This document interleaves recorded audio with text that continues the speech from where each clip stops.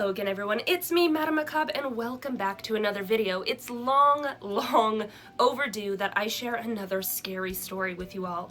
And in this case today, I've got a real-life personal scary story that I was actually just told about recently myself by some very dear friends.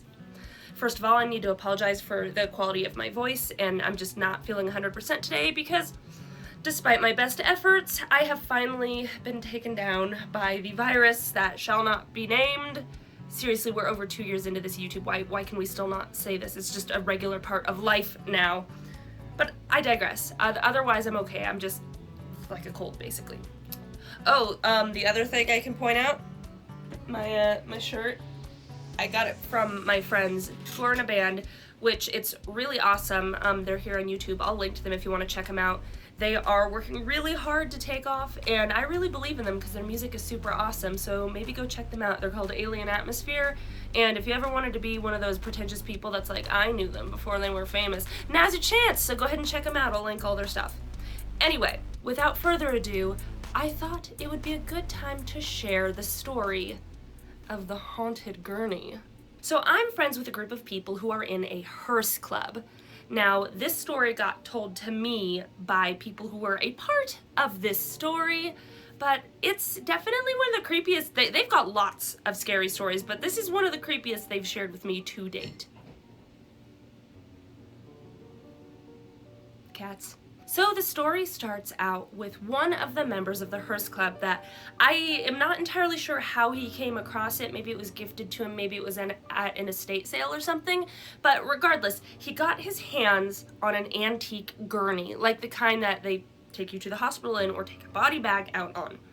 Now, since they are in the hearse club, he put the gurney in the back of his hearse. Well, he really didn't care for the thing and decided he didn't want to keep it. So he gave it to another member of the hearse club who wanted it, and she put it in her hearse. At first, it was all right. She couldn't help but feel an overwhelming sad energy though, and that put her a little bit on edge. See, the story really begins to pick up when she was transporting this gurney within her own hearse to another destination.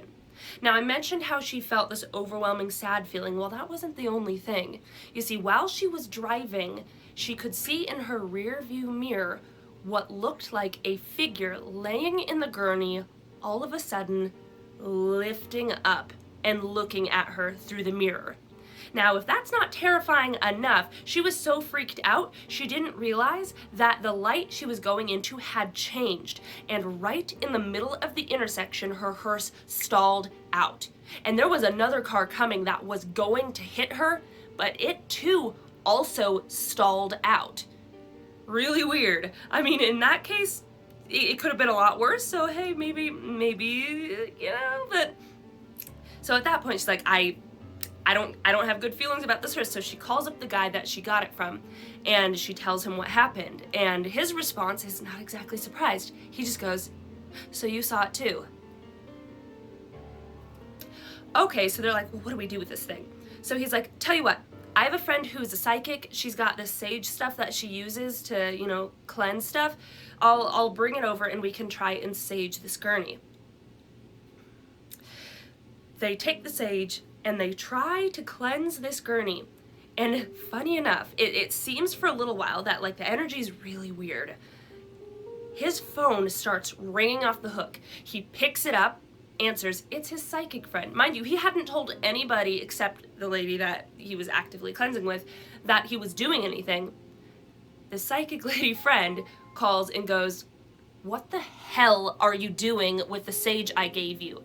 He's like, well, how do you know that I'm doing anything with the sage? And her response is simply, yeah, well, whatever it is doesn't appreciate it, and I now have visitors, so stop. So this freaks them out, and they stop, and they're like, okay, now what do we do? What do we do? This thing, I don't want to touch it, I don't want to deal with it, but we've gotta do something with it.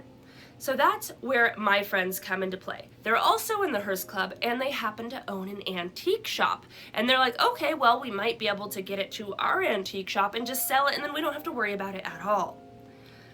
So come the day, they come to pick it up, they move the gurney into their own hearse. Now, they're a good 4 hours away from where they need to be home, so it's a long drive.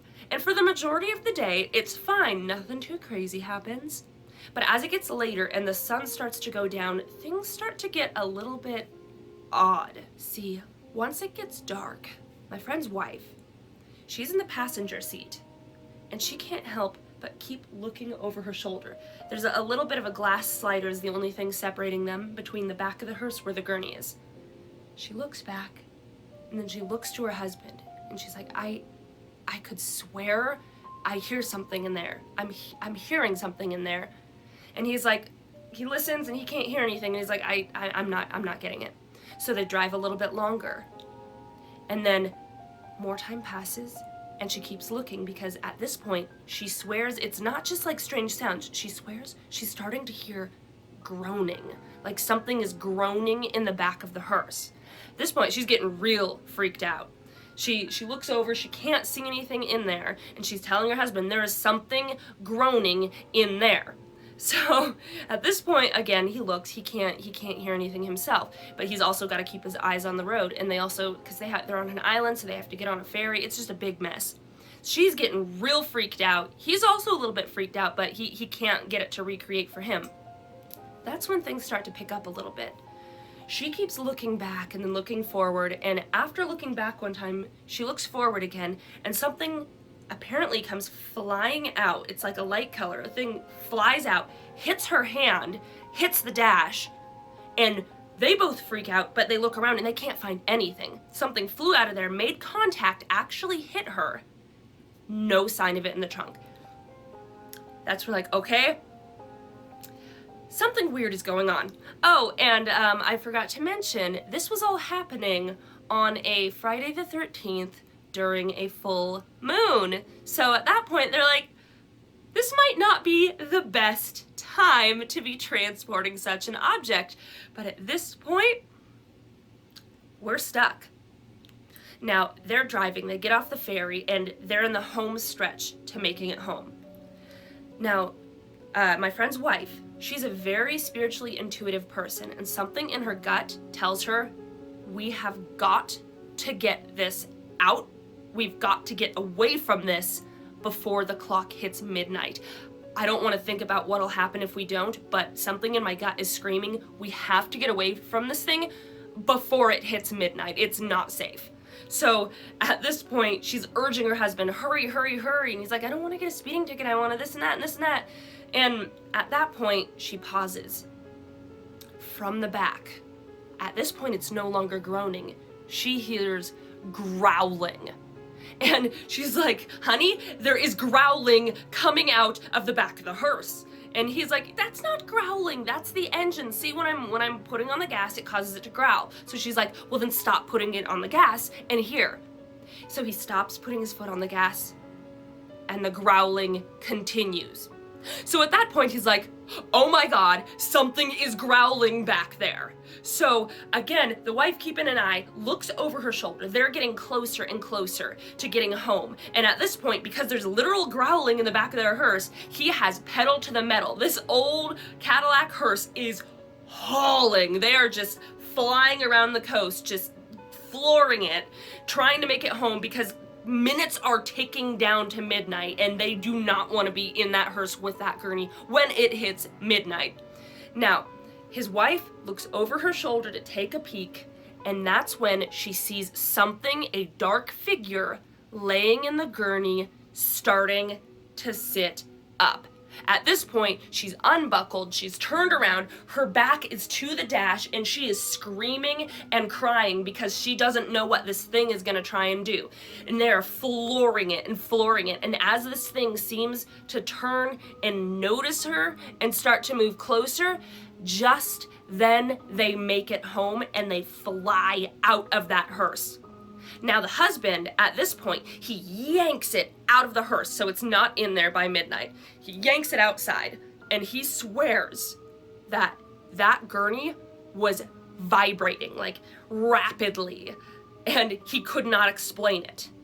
It was also icy cold to the touch. Now, to this day, they still actually have this gurney. They've tucked it away in one of their storage units while they try and figure out what the hell they can even do with it. A couple paranormal groups have actually reached out because they want to have an interaction with it, but my friends are like, I don't know if that's a good idea.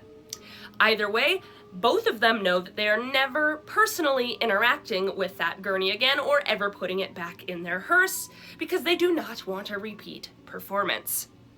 I cannot blame them. That sounds horrifying. Anyways, I hope you guys enjoyed that story. Feel free to leave your thoughts and comments in the section below because, quite frankly, I have no idea. It sounds like a whole mess, a problem. Something happened with that gurney. I couldn't tell you what, but thank you all so much for swinging by and listening to one of my spooky stories. I do hope you enjoyed it. I will catch you all next time with some other content. Hopefully, I will be feeling better soon. But in the meantime, remember, as always, stay creepy.